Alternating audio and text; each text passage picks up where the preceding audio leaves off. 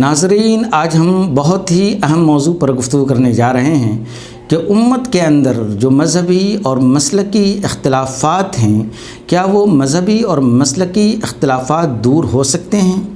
نوجوانوں کے ذہن میں یہ خیال آتا ہے کہ ہمارے ہندوستان کے اندر شیعہ ہیں، سنی ہیں، بریلوی ہیں، دیوبندی ہیں، اہل حدیث ہیں، یہ سارے لوگ آپس میں لڑتے رہتے ہیں۔ کیا یہ ممکن نہیں کہ ہم سب ایک پلیٹ فارم پر جمع ہو جائیں اور اپنے مسائل کو حل کرنے کی کوشش کریں؟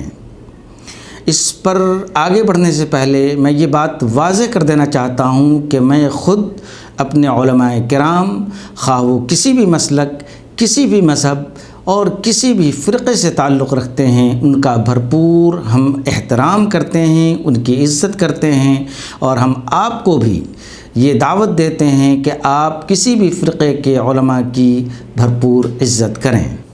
اس سے پہلے کہ آپ آگے بڑھیں، آپ چند کلپس بھی سن لیں۔ چور کی داڑھی میں تنکا ہوتا ہے۔ دیوبندی اور اہل حدیث میں کیا فرق ہے؟ جتنا زمین اور آسمان میں فرق ہے۔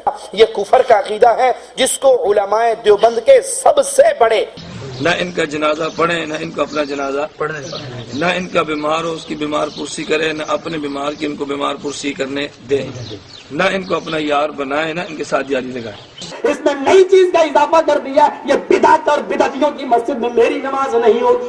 اگر اہل حدیث اپنے آپ کو حق پر مانتے ہیں تو دوسرے لوگوں کے پیچھے نماز پڑھنے کا یہ مطلب ہے کہ ان کو بھی حق پر مانتے ہیں۔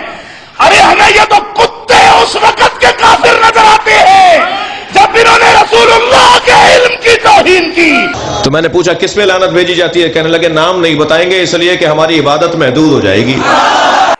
فَمَثَلُهُ كَمَثَلِ الْكَلْبِ، ہم نے اس کو پٹکا زمین پر، اور علم دینے کے باوجود اس کی مثال کتے کی مثال ہے۔ میں کسی بھی فرقے یا کسی بھی مذہب کے تمام علماء کو اس کیٹیگری میں کھڑا نہیں کرتا، اور کرنا بھی نہیں چاہیے۔ کیا یہ ممکن ہے کہ ہم اپنے سارے اختلافات کو بھلا کر کامن منیمم پروگرام کے تحت آگے بڑھیں؟ کیا یہ ممکن نہیں ہے کہ تعالوا الی کلمۃ سواء بیننا و بینکم پر عمل کریں؟ کیا ہم کو یہ ممکن نظر نہیں آتا کہ ہم شیعہ، سنی، اہل حدیث، بریلوی اور دیوبندی سب لوگ مل کر چند ایسے امور پر اتفاق کر لیں کہ ہم لوگ صرف انہی امور پر بات کریں گے اور انہی کامن منیمم پروگرام کے تحت آگے بڑھنے کی کوشش کریں گے؟ جب 50 قسم کی پارٹیاں 50 بیک گراؤنڈ لے کر کے 50 مختلف ایشوز لے کر کے ایک جگہ بیٹھ کر حکومت قائم کر سکتی ہے ہندوستان میں، تو کیا یہ ممکن نہیں ہے کہ صرف 3 اور 4 مسلکی اور مذہبی اختلافات کے فرقے جو ہماری امت میں موجود ہیں وہ سب مل کر کے ایک جگہ کامن منیمم پروگرام طے کریں اور اس کے تحت ہندوستان میں اپنے مسائل کا حل ڈھونڈنے کی کوشش کریں؟ سب سے پہلے یہ کہ امت کے اندر اختلافات کی حقیقت کیا ہے اس کو سمجھنے کی کوشش کریں۔ امت اسلامیہ کے اندر 2 بڑے فرقے ہیں، ایک شیعہ ہے اور دوسرا سنی ہے۔ شیعوں کے اندر بھی بہت سارے فرقے ہیں، سنی کے اندر بھی بہت سارے فرقے ہیں۔ شیعہ کافر ہیں یا نہیں؟ سنی کافر ہیں یا نہیں؟ دیوبندی کافر ہیں یا نہیں؟ اہل حدیث کافر اور مشرک ہیں یا نہیں؟ یہ سارے فرقے ایک دوسرے کو مشرک قرار دینے کی کوشش کرتے ہیں۔ مدرسوں میں پڑھایا جاتا ہے، ممبروں سے تقریریں کی جاتی ہیں، جلسے اور جلوسوں میں یہ ببانگ دہل اعلان کیا جاتا ہے کہ سامنے والا فرقہ مشرک ہے یا کافر ہے یا کم سے کم شرک کا یا کفر کا ارتکاب کر رہا ہے۔ آپ مجھے یہ سمجھانے کی کوشش نہ کریں کہ اہل حدیث فرقہ تو کسی کو کافر قرار نہیں دیتا، دیوبندی فرقہ تو کسی کو کافر و مشرک قرار نہیں دیتا، شیعہ کسی کو کافر قرار نہیں دیتا، سنی تو شیعہ کو کافر قرار نہیں دیتا، بلکہ حقیقت یہ ہے کہ ہم اپنے مدرسوں میں، ہم اپنے مسجدوں میں، ہم اپنے جلسے اور جلوسوں میں پورا فوکس اپنے عقیدہ کو صحیح ثابت کرنے کے لیے اور دوسروں کے عقائد کو خراب ثابت کرنے کے لیے، فاسد ثابت کرنے کے لیے زور صرف کر دیتے ہیں، اور اس میں سب کے سب برابر کے شریک ہیں۔ اہل حدیث، دیوبندی، بریلوی، شیعہ، سنی، سارے لوگ اس میں برابر کے شریک ہیں۔ سب ایک دوسرے کے سامنے بندوق تانے کھڑے ہوتے ہیں اور ایک دوسرے کو کمتر، نیچا، اور یہاں تک کہ بعض مقررین اور بعض علماء ان کو ذلیل کرنے کی پوری کوشش کرتے ہیں۔ اس سے پہلے کہ ہم لوگ یہ ثابت کریں کہ یہ فرقہ کافر ہے یا مشرک ہے، ہم لوگوں کو یہ جاننا ضروری ہوگا کہ بھائی اسلام اور ایمان کے ارکان کیا ہیں۔ آخر ایک مسلمان کیوں کر ہوتا ہے؟ کون ہے جو مومن ہے؟ اس کی شریعت میں کیا تعریف کی گئی ہے؟ ہم فروع میں نہیں جائیں گے، جزئیات میں نہیں جائیں گے، ڈیٹیلز میں نہیں جائیں گے، لیکن فنڈامنٹلز کو سمجھنے کی کوشش کریں گے کہ اسلام کے اندر وہ کون ایسے فنڈامنٹلز ہیں جن کو ایکسیپٹ کرنے کے بعد ایک انسان مسلمان بن جاتا ہے یا ایک انسان مومن کہلایا جا سکتا ہے۔ تو آئیے ہم سمجھتے ہیں کہ وہ کیا فنڈامنٹلز ہیں۔ چنانچہ سارے فرقے اس بات پر متفق ہیں کہ اسلام کے ارکان 5 ہیں۔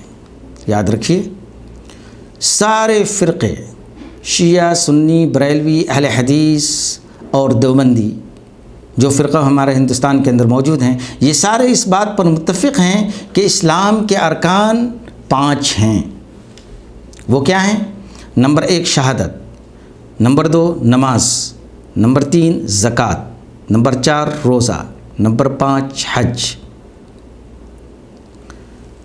اور ایک مسلمان ہونے کے لیے یہ ضروری ہے کہ وہ اسلام کے تمام ارکان کا اعتراف کرتا ہو، ان پر ایمان رکھتا ہو اور اس کو بجا لاتا ہو۔ بالکل کلیئر ہے۔ کلیئر کیا ہے؟ کہ اسلام کے ارکان 5 ہیں اور ان 5 کو کوئی بھی فرقہ، کوئی بھی انسان اگر مانتا ہے اور اس پر عمل کرتا ہے تو وہ مسلم ہے۔ اور وہ 5 ارکان جیسا کہ میں نے بتلایا، نمبر 1 شہادت، نمبر 2 نماز، نمبر 3 زکوٰۃ، نمبر 4 روزہ، نمبر 5 حج۔ ان 5 کو جو بھی مانتا ہے، جو بھی تسلیم کرتا ہے، جو بھی ان پر عمل کرتا ہے، وہ مسلمان ہے۔ اس پر سارے کے سارے فرقے مسلکی اور اپنے مذہبی اختلافات کے باوجود متفق ہیں۔ اب آئیے دیکھتے ہیں کہ ایمان کے کیا ارکان ہیں۔ ایمان کے ارکان 6 ہیں۔ نمبر 1 اللہ، نمبر 2 ملائکہ، نمبر 3 کتب، نمبر 4 رسل، نمبر 5 یوم آخر، اور نمبر 6 قضاء و قدر پر ایمان۔ جو ان 6 ارکان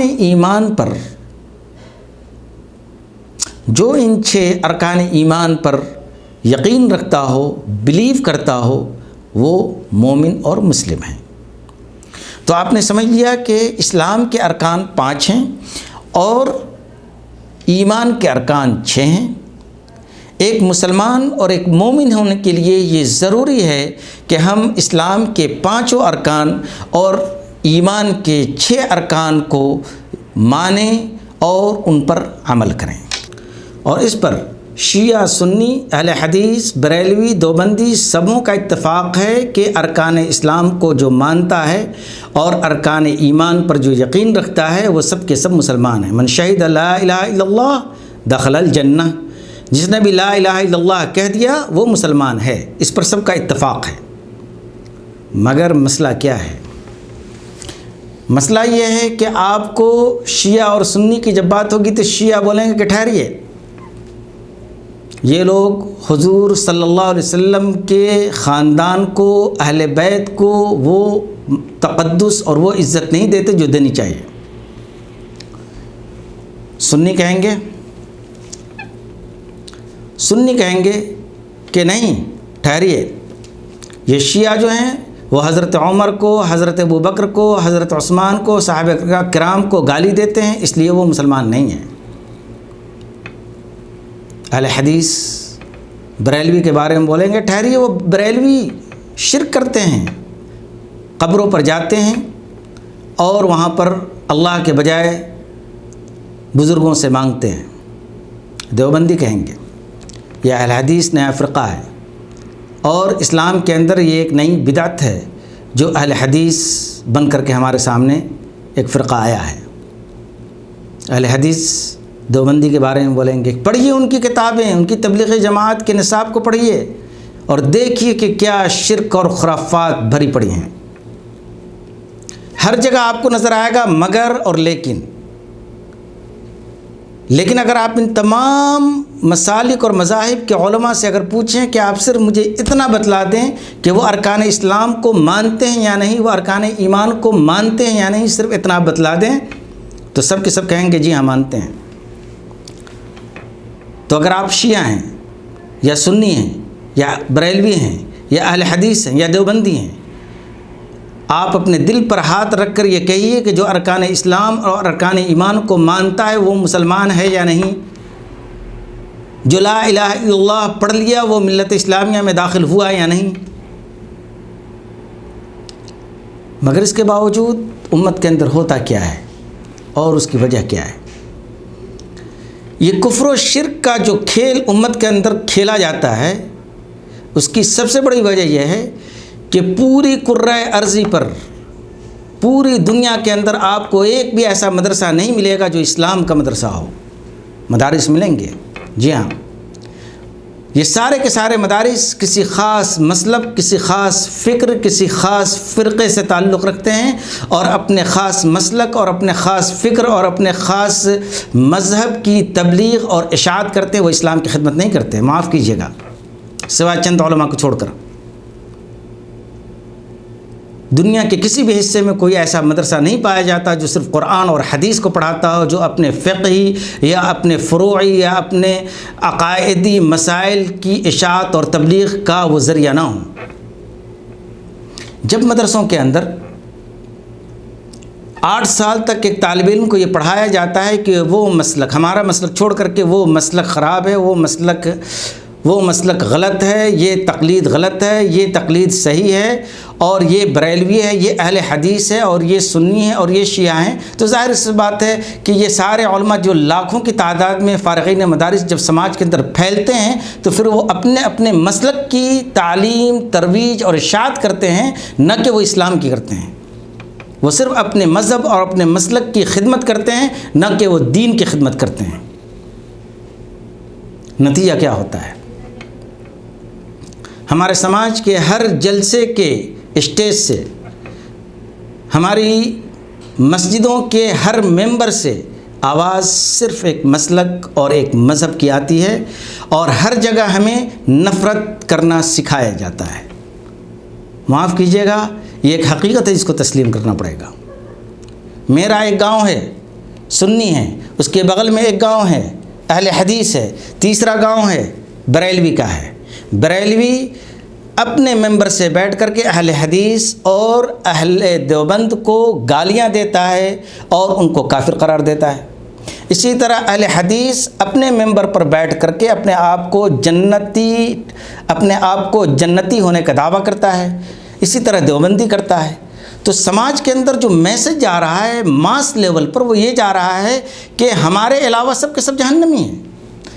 اس کا نتیجہ کیا ہے؟ اس کا نتیجہ یہ ہے کہ نہ تو آپ ان کے ہاں شادی کر سکتے ہیں، نہ ان کو آپ دعوتوں میں بلا سکتے ہیں، نہ ان کے ساتھ آپ اپنے تعلقات رکھ سکتے ہیں۔ جتنا ہندوؤں سے ہم نفرت نہیں کرتے، کفار و مشرکین سے نفرت نہیں کرتے، اس سے زیادہ نفرت کرنا ہمارے مقررین نے، ہمارے علماء نے، ہمارے مدارس اور ہمارے مساجد کے ذمہ داروں نے یہ سکھلایا ہے کہ ہم اپنے ہی لوگوں سے وہ نفرت اور وہ گھر نہ کریں۔ کیسے آپ انکار کر سکتے ہیں؟ کیا ہندوستان میں ایسی مسجدیں نہیں ہیں جس میں سنیوں کا جانا منع ہے؟ کیا ایسی سنیوں کی مسجد نہیں ہے جس کے اندر شیعہ کا جانا منع ہے؟ کیا ایسے اہل حدیث متشدد نہیں ہیں جو اگر تبلیغ جماعت کی کوئی جماعت ان کے مسجد میں قدم رکھتے تو وہ مسجدوں کو دھوتے ہیں؟ کیا بریلوی ایسے نہیں ہیں جو دیوبندیوں کو اپنے مسجدوں میں داخلے کی اجازت نہیں دیتے؟ کیا اس سے آپ انکار کر سکتے ہیں؟ اور اس کے بعد آپ یہ کہتے ہیں کہ نہیں ہماری امت افتراق اور انتشار کا شکار ہے اور ہم سب کو متحد اور متفق ہونا چاہیے، اور اتحاد و اتفاق کا یہ دعویٰ ہندوستان کے ہر مسلک اور ہر مذہب کے ممبر سے کیا جاتا ہے۔ آپ کو میں نے پہلے بتلایا اقرار باللسان والعمل بالجوارح، یہ رول ہے کہ آپ زبان سے اقرار کریں اور اپنے اعضاء و جوارح سے اس کو ثابت کریں کہ جو آپ بولتے ہیں اس پر آپ عمل بھی کرتے ہیں۔ سامعین، اب آپ کو میں بتلاتا ہوں کہ اقرار باللسان اور عمل بالجوارح کا اس مسلکی اور مذہبی اختلافات سے کیا تعلق ہے۔ شیعہ ہو یا سنی ہو، دیوبندی ہو یا اہل حدیث ہو، ان سارے کے علماء اتحاد و اتفاق کی باتیں کرتے ہیں، بہت خوبصورت نعرے لگاتے ہیں، احادیث اور قرآن کی بہت ساری آیات لے کر کے وہ تقریریں کرتے ہیں کہ ہمارے درمیان اتحاد اور اتفاق ہونا چاہیے، مگر اتحاد اور اتفاق پیدا ہونے کی جو شرائط ہیں کیا وہ پوری کرتے ہیں؟ کیا شرائط ہیں؟ آپ اپنے مدرسوں سے، آپ اپنے کتب خانوں سے، آپ اپنی مسجد کے ممبروں سے ایک دوسرے کو کافر کہنا بند کر دیجئے، دوسرے دن سے اتفاق پیدا ہو جائے گا۔ لیکن کیا یہ ممکن ہے؟ آپ جس اتحاد اور اتفاق کی اور جس واعتصموا بحبل اللہ جمیعا اور پتہ نہیں کون کون سی احادیث آپ سناتے ہیں، تو کیا ان ساری احادیث پر عمل ہو سکتا ہے جب آپ اپنے ممبر سے دوسرے کو کافر قرار دیتے ہیں؟ کیا امت کے درمیان یہ میسج جا سکتا ہے کہ ہم کو اتحاد اور اتفاق کرنا چاہیے؟ ہرگز نہیں، امپاسبل ہے۔ تو ہم کھلے طور پر یہ کہہ سکتے ہیں کہ جو علماء کرام چاہے وہ کسی بھی مذہب اور مسلک کے ہوں، اگر یہ دعویٰ کرتے ہیں کہ امت کے اندر اتحاد اور اتفاق ہونا چاہیے تو ان کے یہ دعوے غلط ہیں۔ وہ دعویٰ کچھ اور کرتے ہیں اور امت کے درمیان کچھ اور کرتے ہیں۔ ایک بات میں آپ کو بتلا دوں کہ جتنی قوت سارے مسلکوں اور مذہبوں کے علماء نے اس پورے صدی میں اپنے مسلک اور مذہب کو پھیلانے میں خرچ کیا ہے، جتنی انرجی اس پر صرف کی ہے، اگر اس کی آدھی انرجی صرف کی جاتی ہندوستان کے اندر تو ہندوستان کی آدھی آبادی مسلمان ہو جاتی، مگر ہم نے ہندوؤں کے درمیان کام نہیں کیا۔ ہمیں جنت کا ٹکٹ اپنی مسجدوں اور اپنے مدرسوں میں بیچنا ہے، بس یہی ہمارے علماء دین کا کام رہ گیا ہے، اور اس حقیقت سے انکار نہیں کیا جا سکتا۔ آپ چاہے جتنی دور دراز کے تکے لگا لیں، لیکن حقیقت سے انحراف یقیناً یہ عدل و انصاف سے انحراف ہوگا۔ سامعین، تو میں آج آپ کے سامنے ایک سوال رکھتا ہوں۔ اگر اہل حدیث یہ کہتے ہیں، اگر آپ ان کے علماء سے سنیں، یا اگر آپ اہل حدیث ہیں، اگر آپ یہ کہتے ہیں کہ نہیں میں تو کافر قرار نہیں دیتا دیوبندیوں کو، سارے دیوبندیوں کو، سارے بریلیوں کو، تو اگر آپ اپنے قول میں سچے ہیں تو عمل میں سچے ہو کر کے دکھلائیں۔ آپ اپنی بیٹی کی شادی کسی بریلوی کے گھر میں کر دیں، میں مان لوں گا کہ آپ ان کو مسلمان مانتے ہیں۔ اسی طرح دیوبندی اگر یہ کہتا ہے کہ میں بریلوی کو کافر اور مشرک تو قرار نہیں دیتا، ان کی غلطیوں کو نکالتا ہوں، تو اگر آپ یہ مانتے ہیں تو کوئی دیوبندی شیخ اپنے بیٹے کی شادی کسی بریلوی کے گھر میں کر دے؟ کیا ہندوستان میں یہ ممکن ہے؟ اور شیعہ سنی کی تو بات ہی چھوڑ دیں کہ وہ بہت دور آپس میں مانے جاتے ہیں۔ اسلام نے عیسائی لڑکیوں سے شادی کرنے کی اجازت دی ہے، جس کو آپ بھی اور ہم بھی جانتے ہیں۔ ایک مسلم اگر عیسائی لڑکی سے شادی کر لے تو یہ تسلیم کر لیا جاتا ہے، سماج کے اندر ایکسیپٹ کر لیا جاتا ہے، لیکن اگر کوئی سنی کسی شیعہ لڑکی سے شادی کر لے تو پورا سماج اس کو کاٹ کر رکھ دے گا، یہ ایک حقیقت ہے۔ اسی طرح شیعہ بھی۔ تو اگر واقعی شیعہ کافر ہیں، دیوبندی کافر ہے، اہل حدیث کافر ہے، بریلوی کافر ہے، یا تو آپ یہ ڈیسائیڈ کر لیں پوری امت کے لوگ بیٹھ کر کے، جو علماء اور شیوخ ہیں، جو ہمارے قائدین ہیں، یہ ڈیسائیڈ کر کے بول دیں کہ بھائی سب کافر ہیں، شیخ اپنی اپنی دیکھ، ہم مان لیں گے بھائی ہم دیوبندی مسلک کے ہیں، ہم کو اپنی سیفٹی دیکھنی ہے، یہ شیعہ ہیں ان کو اپنی سیفٹی دیکھنی ہے، تو پھر اتحاد و اتفاق کی بات نہ کیجیے۔ اگر آپ اتحاد و اتفاق کی بات کرتے ہیں تو پھر آپ کو شروعات کرنی پڑے گی اپنے مدرسے اور اپنے ممبر سے۔ کیوں ایسا ہے کہ ایک شیعہ کے مدرسے میں اگر عربی کی اچھی تعلیم ہوتی ہے تو وہاں پر سنی کا کوئی لڑکا نہیں جاتا؟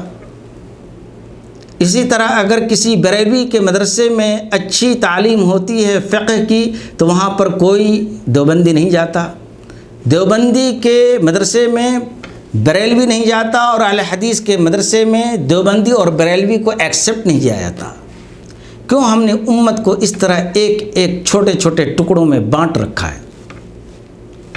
جناب اس کی وجہ ہے، اس کی سب سے پہلی وجہ یہ ہے کہ ہم سب اپنے آپ کو ہی جنتی قرار دیتے ہیں اور دوسروں کو جہنمی قرار دیتے ہیں۔ یہ ایک مین وجہ ہے۔ جس دن ہم سب کو مسلمان سمجھنا شروع کر دیں گے اس دن سے ہمارا جھگڑا ختم ہو جائے گا، لیکن ہم دوسرے کو مسلمان سمجھنے کے لیے تیار نہیں ہیں، کوئی بھی تیار نہیں ہے، نہ تو دیوبندی تیار ہے، نہ بریلوی تیار ہے، نہ اہل حدیث تیار ہے، مگر اتحاد و اتفاق کی بات کریں گے۔ ہماری اس گفتگو کا مقصد یہ نہیں ہے کہ ہم پرابلم کریٹ کر کے آپ کے سامنے چلے جائیں، بلکہ میں سلوشن نکالنے کی کوشش کروں گا اپنے اس پریزنٹیشن کے ذریعہ۔ سلوشن کیا ہے؟ آخر کیسے ہندوستان کے ان حالات میں ہمارے درمیان اتحاد اور اتفاق پیدا ہوگا؟ وہ کیا صورتیں ہو سکتی ہیں؟ بہت ہی آسان ہیں اور بہت ہی مشکل ہے۔ ہمیں دو لیول پہ کام کرنا ہوگا۔ نمبر ایک علماء کے لیول پر، نمبر دو عوام کے لیول پر۔ سب سے پہلے اگر علماء کرام یہ چاہتے ہیں کہ ہندوستان کی مسلمان قوم کے درمیان اتحاد اور اتفاق پیدا ہو تو انہیں اپنی منافقت کو چھوڑ کر کے حقیقی معنوں میں اسلام کی خاطر اپنے ذاتی مفادات کو ترک کر کے ایک پلیٹ فارم پر آنے کے لیے جو کچھ بھی کرنا پڑے ان کو کرنا پڑے گا۔ اس کے علاوہ کوئی آپشن نہیں ہے۔ یا تو آپ ہندوستان میں مٹ جائیں یا اتحاد و اتفاق پیدا کریں، آپ کے پاس صرف اور صرف ایک آپشن ہے۔ آج کی تاریخ میں اگر آج سے دیوبندی علماء، غور سے سنیے، آج کی تاریخ سے اگر دیوبندی علماء بریلوی علماء کے جلسے اور جلوسے میں شرکت کرنا شروع کر دیں، ان کے مدرسوں کو وزٹ کریں، ان کی دعوتوں میں جانا شروع کر دیں، ان سے ملاقات اور میل جول بڑھائیں، دیکھیے کل سے ان کی عوام ملنا شروع ہو جائے گی۔ آج سے اگر اہل حدیث اپنی مسجدوں میں یہ اعلان کر دیں کہ ہماری مسجدیں صرف اہل حدیث کے لیے خاص نہیں ہیں، اس میں دیوبندی، بریلوی، شیعہ، سنی کوئی بھی آ کر رب واحد کی عبادت کر سکتا ہے، تو یقین مانیے کہ کل سے یہ اختلافات کم ہونے شروع ہو جائیں گے۔ سب سے پہلے علماء کو قدم بڑھانے کی ضرورت ہے۔ اگر اہل حدیث علماء دیوبند جائیں اور دیوبند علماء سلفی مدارس کے اندر جائیں، وہاں ملیں، ان سے ملاقاتیں کریں، ان سے دعوتیں کریں، اپنے تعلقات بڑھائیں، اور میں یہ کہتا ہوں کہ اپنی شادی بیاہ بھی کرنا شروع کر دیں، یقین مانیے کل سے اختلافات ختم ہو جائیں گے۔ مگر پرابلم کیا ہے؟ پرابلم یہ ہے کہ ہم تو ان کو مسلمان مانتے ہی نہیں، ہم تو ہندوؤں سے زیادہ نجس ایک دوسرے کو مانتے ہیں۔ کیا اس بات سے انکار ہے آپ کو؟ اگر اس بات سے انکار ہے تو آپ اپنے سماج کا حال دیکھ لیجئے۔ سب سے پہلا کام یہ کرنا ہوگا کہ علماء کرام کو اپنے لیول پر دوسرے مسلک کے علماء کرام سے تعلقات بڑھانے پڑیں گے، ان کو تعلقات کو مضبوط کرنے پڑیں گے، تب جا کر ہمارے یہاں اتحاد آ سکتا ہے۔ اسی طرح اگر آپ کسی گاؤں اور شہر میں رہتے ہیں اور آپ دیوبندی ہیں تو آپ بریلوی کی مسجد میں جائیں، گرچہ آپ نماز نہ پڑھیں، گرچہ وہ جو کرتے ہیں نہ کریں، جن کو آپ حرام سمجھتے ہیں وہ نہ کریں، وہ بھی نہیں مجبور کریں گے اور میں بھی نہیں مجبور کرتا، مگر آپ ان سے جائیں، ملاقات کریں، ان کے حال چال پوچھیں، ان کے دکھ درد میں آپ شریک ہوں، یقیناً حالات بدل جائیں گے۔ اسی طرح اگر آپ کے گاؤں میں ایک مسجد ہے اور بغل والے کی مسجد اہل حدیث کی ہے، یا اسی طرح بریلوی کی ہے، اہل حدیث بریلوی کے مدرسے اور مسجدوں میں جائیں اور کہیں کہ ہمارے اختلافات اپنی جگہ پر ہیں، جو ہم سمجھتے ہیں ہو سکتا ہے کہ وہ صحیح ہو، اور جو آپ سمجھتے ہیں ہو سکتا ہے وہ غلط ہو، یا اس کا برعکس بھی ہو سکتا ہے، لیکن ہم بھی مسلمان ہیں اور آپ بھی مسلمان ہیں، آئیے ہم دونوں بیٹھ کر کے ایک دسترخوان پر کھاتے ہیں۔ یقین مانیے کہ اس دونوں گاؤں کے لوگوں کے درمیان ایسا اتحاد اور ایسی برادری قائم ہو جائے گی جس کی مثال اور نظیر نہیں ملے گی صدیوں میں۔ مگر کیا یہ ہم قربانیاں کرنے کے لیے اسلام کی خاطر، اپنے ملت کی خاطر تیار ہیں؟ میں علماء کرام سے پوچھتا ہوں، میں مسجد کے ائمہ سے پوچھتا ہوں، میں مفتیان عظام سے پوچھتا ہوں، میں ان مدرسوں کے مالکان سے پوچھتا ہوں جنہوں نے دین کی اشاعت میں بہت ہی اچھی خدمات انجام دی ہیں۔ آپ ہمارے لیے موقر ہیں، ہمارے عزیز ہیں، لیکن اس کا یہ مطلب نہیں کہ جو سماج کے اندر ہو رہا ہے اس پر آواز نہ اٹھائی جائے۔ آواز اٹھانا، حضرت عمر رضی اللہ تعالیٰ عنہ کو نے یہ کہا کہ اگر میں غلطی کروں تو میری غلطی سدھارو۔ یہ ہمارے اسلام کی بنیاد ہے کہ اکاؤنٹیبلٹی کی جائے، اور ہم اور آپ ایک دوسرے کے لیے اکاؤنٹیبل ہیں۔ جہاں تک عوام کی سطح کا تعلق ہے تو عوامی سطح پر ہم سب کو یہ آواز اٹھانی ہوگی کہ ہم ایک دوسرے کو مسلمان نہیں مانتے، اور آپ کو اپنے دلوں سے وہ نفرتیں دور کرنی ہوں گی کہ یہ شیعہ ہے تو یہ نجس ہے، یہ بریلوی ہے تو یہ نجس ہے، یہ اہل حدیث ہے تو یہ نجس ہے، یہ دیوبندی ہے تو نجس ہے۔ یہ غلاظت جو دلوں کے اندر بھر دی گئی ہے، جب تک اس کو ختم نہیں کریں گے امت کے اندر اتحاد اور اتفاق پیدا نہیں ہو سکتا۔ اس لیے میرے عزیز دوستو، میرے عزیز سامعین، آپ کسی بھی مسلک، کسی بھی مذہب سے تعلق رکھتے ہیں، آئیے 1400 سال پہلے اسی دور میں واپس ہو جائیں جہاں 1,24,000 صحابہ کرام موجود تھے۔ وہاں نہ کوئی شیعہ تھا، نہ کوئی سنی تھا، نہ کوئی اہل حدیث تھا، نہ بریلوی تھا، نہ دیوبندی تھا، سب صرف مسلمان تھے۔ من شہد لا الہ الا اللہ دخل الجنہ، سب کے سب ہمارے بھائی ہیں۔ تمہارا کیا عقیدہ ہے تم اس کے ذمہ دار ہو۔ جنت میں تم جاؤ گے یا میں جاؤں گا یہ اللہ تعالیٰ جانتا ہے۔ اس بیس پر جب آپ ایک دوسرے کو دیکھیں گے تو محبت کی نگاہ سے دیکھیں گے۔ تو ضرورت اس بات کی ہے ہم اپنے سماج کے اندر اس نفرت اور اس گھرنا کو جب تک ختم نہیں کریں گے اتحاد پیدا ہونا ناممکن ہے، اور جب تک اتحاد پیدا نہیں ہوگا ہماری ہستی مٹا دی جائے گی۔ یاد رکھیے سامعین، اس بات کی ضرورت ہے کہ ہم لوگ ایک دوسرے کو مسلمان کہیں، مسلمان سمجھیں اور دل سے مسلمان مانیں، اور پھر آپس میں ربط اور ضبط بڑھائی جائے۔ جب تک ہم ایک دوسرے سے ربط اور ضبط نہیں بڑھائیں گے، تعلقات استوار نہیں کریں گے، اس وقت تک ہمارے دلوں کی جو دوریاں ہیں وہ دوریاں ختم نہیں ہوں گی، چونکہ یہ دوریاں کئی دہائیوں اور کئی صدیوں سے ہمارے درمیان قائم کی ہوئی ہیں۔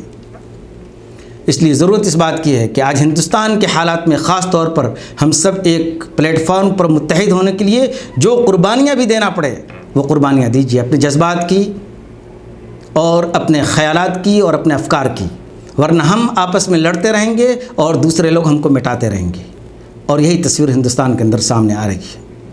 امید ہے کہ اگر ہم نے آپ کا دل دکھایا ہوگا تو معاف کریں، لیکن ہم نے جو باتیں کہی ہیں اللہ کے واسطے اس پر غور کریں اور اخلاص سے نیت کے ساتھ غور کریں۔ انشاءاللہ اللہ تعالی مجھے بھی، آپ کو بھی اور سارے لوگوں کو اتحاد اور اتفاق سے رہنے کی توفیق عطا فرمائیں۔ بہت بہت شکریہ۔